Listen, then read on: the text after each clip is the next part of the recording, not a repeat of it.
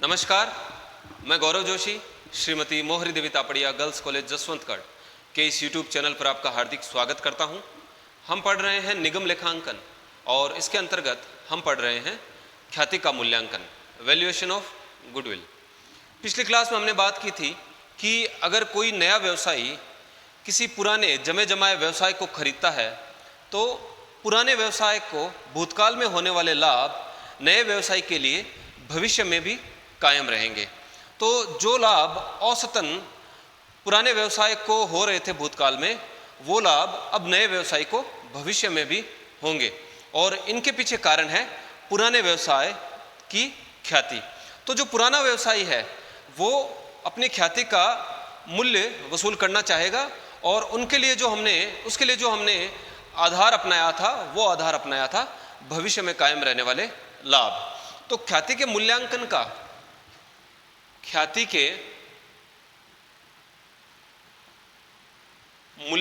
का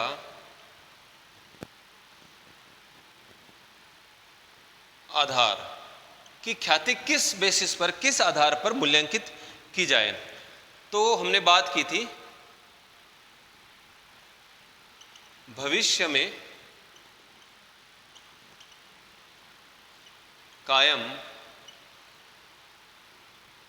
रहने वाले लाभ या इनको वास्तविक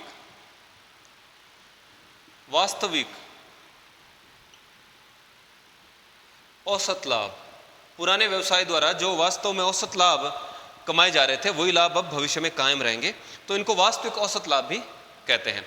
तो भविष्य में कायम रहने वाले लाभ यानी कि फ्यूचर मेंटेनेबल प्रॉफिट्स। तो फ्यूचर मेंटेनेबल प्रॉफिट्स के आधार पर हमने ख्याति का मूल्यांकन किया था। आज हम बात करेंगे अधिलाभों की। ख्याति के मूल्यांकन का जो दूसरा आधार है वो है अधिलाभ, सुपर प्रॉफिट्स। तो पुराने व्यवसाय को जो भूतकाल में लाभ हो रहे थे वे लाभ नए व्यवसाय के लिए भविष्य में भी कायम रहेंगे। तो जो पुराना व्यवसाय है वो भविष्य में कायम रहने वाले लाभों के आधार पर अपनी ख्याति का मूल्य प्राप्त करना चाहता है।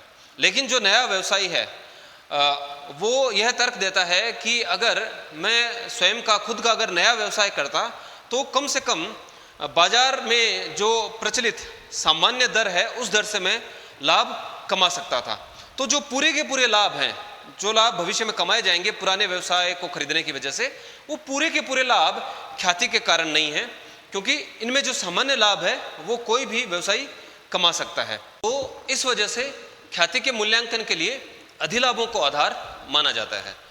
अधिलाभ यानी कि पुराने व्यवसायी की ख्याति की वजह से पुराने व्यवसाय द्वारा भविष्य में कितने लाभ सामान्य लाभ से अधिक कमाए जाएंगे, और वही ख्याति के मूल्यांकन का वास्तविक आधार माना जाता है।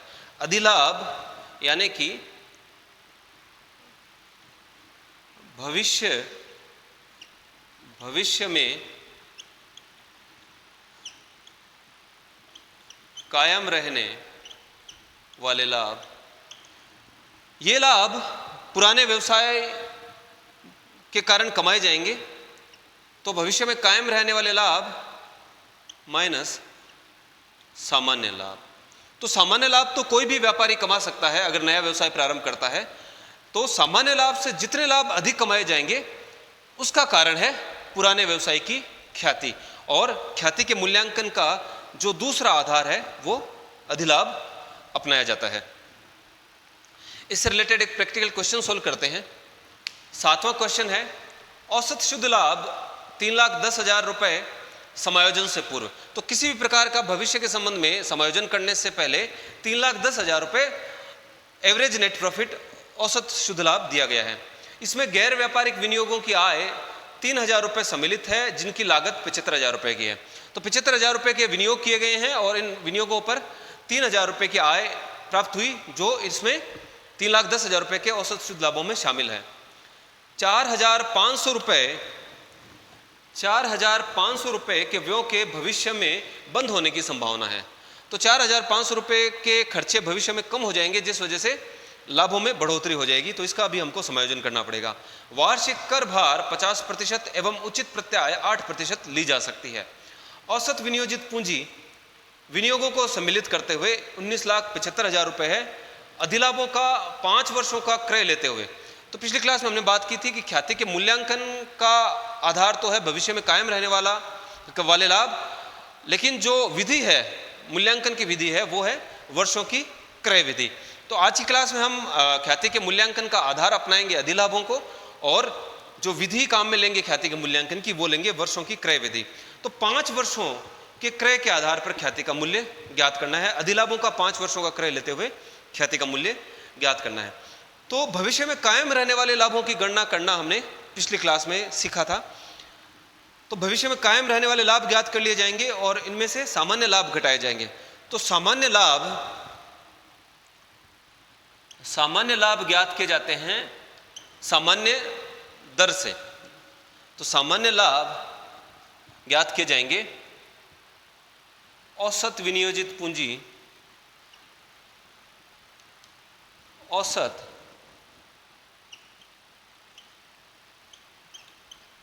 विनियोजित पूंजी इनटू सामान्य प्रत्याय दर जो बाजार में प्रचलित है बटा 100। तो औसत विनियोजित पूंजी पर सामान्य प्रत्याय दर से जो है सामान्य लाभ ज्ञात कर लिए जाते हैं। जो पूंजी विनियोजित की हुई है इस व्यवसाय में, अगर उतनी ही पूंजी नए व्यवसाय में लगाई जाती तो कितने सामान्य लाभ सामान्य दर से कमाए जा सकते थे, वे सामान्य लाभ हैं। और इन सामान्य लाभों से कितने लाभ अधिक कमाए जाएंगे अगर पुराना व्यवसाय खरीदा जाए तो भविष्य में कायम रहने वाले लाभों के तौर पर। तो भविष्य में कायम रहने वाले लाभों में से अगर सामान्य लाभ घटा दिया जाए तो जो अधिक्य की राशि है वो अधिलाभ कहलाती है, और इस अधिलाभ का कारण है पुराने व्यवसाय की ख्याति। तो पुराने व्यवसाय को ख्याति का मूल्य इन अधिलाभों के आधार पर चुकाया जाना चाहिए, ना कि भविष्य में कायम रहने वाले लाभों के आधार पर। तो दूसरी विधि है ख्याति के मूल्यांकन की, दूसरा जो आधार है ख्याति के मूल्यांकन का वो है अधिलाभ। तो अधिलाभों के आधार पर हम इस क्वेश्चन में ख्याति का मूल्यांकन करेंगे। तो अधिलाभों के आधार पर ख्याति का मूल्यांकन करने के लिए हमको अधिलाभ ज्ञात करने होंगे, और अधिलाभ ज्ञात करने के लिए सबसे पहले हम भविष्य में कायम रहने वाले लाभ ज्ञात करेंगे। तो calculation of future maintainable profits.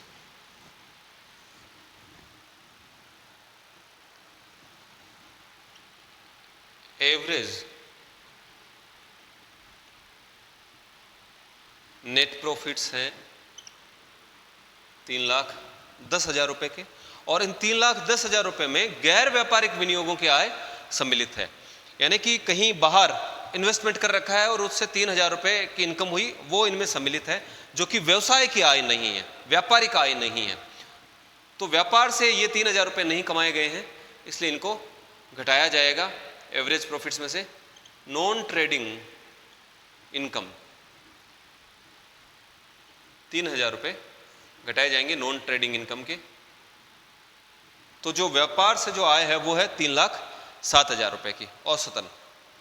और कहा गया है कि 4,500 रुपए के व्यय के भविष्य में बंद होने की संभावना है। तो 4,500 रुपए का भविष्य में खर्चा कम हो जाएगा, इस वजह से लाभ बढ़ जाएंगे। तो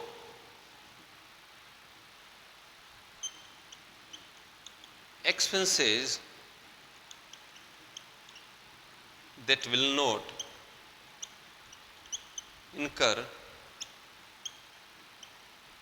in future वो ऐड कर देंगे 4,500 रुपये।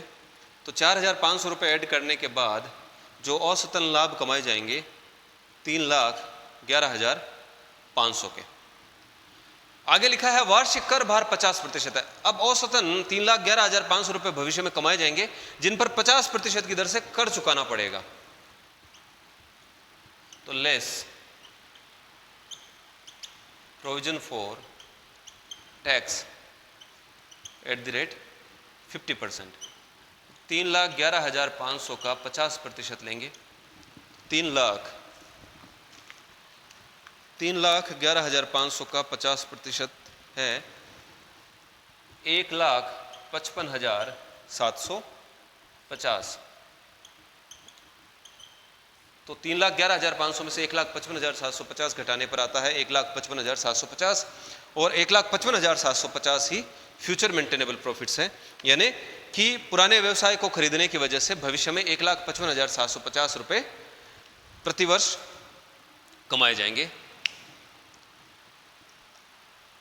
अब हमको सुपर प्रॉफिट्स ज्ञात करने हैं, तो सुपर प्रॉफिट्स ज्ञात करने के लिए हमने फ्यूचर मेंटेनेबल प्रॉफिट्स ज्ञात कर लिया है, और अब हमको ज्ञात करना होगा नॉर्मल प्रॉफिट्स। नॉर्मल प्रॉफिट्स यानी कि सामान्य लाभ। नॉर्मल प्रॉफिट्स के लिए average capital employed, average capital employed into normal rate of return, normal rate of return upon 100। तो एवरेज कैपिटल एम्प्लॉयड क्वेश्चन में दी हुई है 19,75,000 रुपए की, लेकिन जो औसत विनियोजित पूंजी है वो विनियोगों को सम्मिलित करते हुए 75,000 रुपए के विनियोग किए गए हैं। ये गैर व्यापारिक विनियोग है, तो 75,000 रुपया व्यवसाय में नहीं लगाया हुआ है। ये जो पूंजी है 75,000 रुपए की, वो व्यवसाय में विनियोजित नहीं की गई है। तो कुल जो औसत विनियोजित पूंजी है वो 19,75,000 रुपए की है, जिसमें विनियोगों में जो पूंजी लगाई है वो भी सम्मिलित है। तो 75,000 रुपये हमको इस 19,75,000 में से निकालने होंगे, और जो व्यवसाय में जो पूंजी विनियोजित की हुई है औसत, वो है 19 लाख रुपए की। तो 19,75,000 रुपये औसत विनियोजित पूंजी हैं, जिनमें गैर व्यापारिक विनियोगों में जो 75,000 रुपये लगाए हुए हैं वो भी शामिल हैं। तो वो 75,000 रुपये घटा देंगे। इनको घटाने के बाद में आता है 19 लाख रुपये, और 19 लाख रुपये व्यवसाय में लगाया हुआ है। तो अगर 19 लाख रुपये नए किसी व्यवसाय में लगाए जाते हैं तो उन पर 8% की दर से सामान्य लाभ कमाया जा सकता है। तो 19 लाख